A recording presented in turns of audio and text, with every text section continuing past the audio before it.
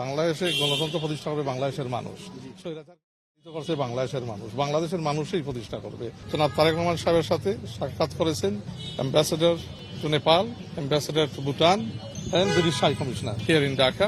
আজকে অত্যন্ত অনেক কর্ডিয়াল পরিবেশে তিন দেশের রাষ্ট্রদূত তাদের সরকারের পক্ষে ওনার সাথে এক্সচেঞ্জ করেছেন ভিউজ এবং ওনার দেশে আসা বাংলাদেশ নিয়ে আগামী ভাবনা, বিএনপি সরকার গঠন করলে ওনার ডেভেলপমেন্ট প্রোগ্রাম নিয়ে বিভিন্ন কর্মসূচি নিয়ে কথাবার্তা এক্সচেঞ্জ হয়েছে অত্যন্ত একটা ভালো কর্ডিয়াল অ্যাটমসফিয়ারে। আপনারা জানেন গতকালকেও গুরুত্বপূর্ণ একটা বৈঠকে উনি ইউএস স্টেট রিপ্রেজেন্টেটিভের সাথে অ্যাম্বাসেডর জেমিসন গ্রিয়ারের সাথেও উনি বৈঠক করেছেন ভার্চুয়ালি। তো উনাকে ঘিরে স্বাভাবিকভাবে যেটা আমরা বলছি আগেও যে একটা আন্তর্জাতিক মহলে আগ্রহ আছে 25 তারিখের ঐতিহাসিক রিটার্নের পরে উনাকে ঘিরে একটা এই আগ্রহের প্রেক্ষাপটেই আপনার you are seeing exchanges between various ambassadors, high commissioners here in Dhaka with the chairman Tarique Rahman সাহেব।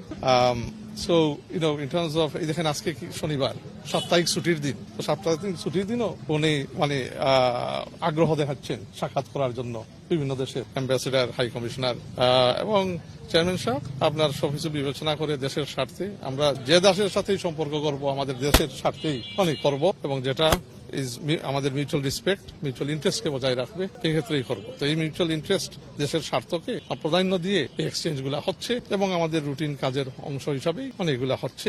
অফকোর্স একটা ওভারওয়েলমিং আগ্রহ ওনাকে নিয়ে, যেহেতু ওনারা দেখছে যে তারেক রহমান বাংলাদেশের মানুষের কাছে কি এবং বাংলাদেশের মানুষ তারেক রহমানকে কোন জায়গায় দেখে, তো এইটা তারা উপলব্ধ they can feel and feeling that they are eager to exchange views with him and vice versa.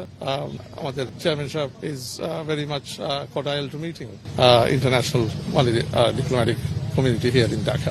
Thank you. যারা আসছেন কূটনৈতিক তাদের এখন পর্যন্ত বাংলাদেশের নির্বাচনের পরিবেশ নিয়ে তাদের কোনো পর্যবেক্ষণ কি আছে দিয়েছে এবং আগামী নির্বাচনে এখন পর্যন্ত যে প্রক্রিয়া আগাচ্ছে কমিশন সেটি নিয়ে তাদের কোনো অবজারভেশন আছে কি? হ্যাঁ, না তারা মনে করে নির্বাচন পরিবেশ ভালো। ইউ তো ইতিমধ্যেই জানা, ইউ যে মিশন আসছে অবজারভার মিশন তারাও স্যাটিসফাইড বলছে একটা ভালো অ্যাটমসফিয়ার প্রিভেল করে ওখানে সবাই আন্তরিক আছে যারা নির্বাচনের ক্ষেত্রে বাংলাদেশে নেক্সট গণতান্ত্রিক নির্বাচন দেখতে চাই 12 ফেব্রুয়ারি। আমরা একটা ট্রানজিশন পিরিয়ড, এইটা আমরা গত 15 বছর দেশে একটা স্বৈর শাসককে এখন বাংলাদেশের মানুষ এই স্বৈর শাসককে বিতাড়িত করে এখন একটা ডেমোক্রেটিক ট্রানজিশনের দিকে যাচ্ছে 12 ফেব্রুয়ারি।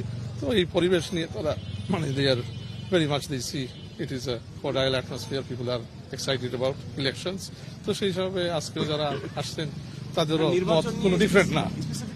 বলছে বা কি আলোচনা হয়েছে একটু বলবেন আমাদের? না, নির্বাচন নিয়ে ওই রকম কোনো স্পেসিফিক আলোচনা হয়নি। এটা হচ্ছে উনার ভাবনা, উনার ভিউ পয়েন্ট।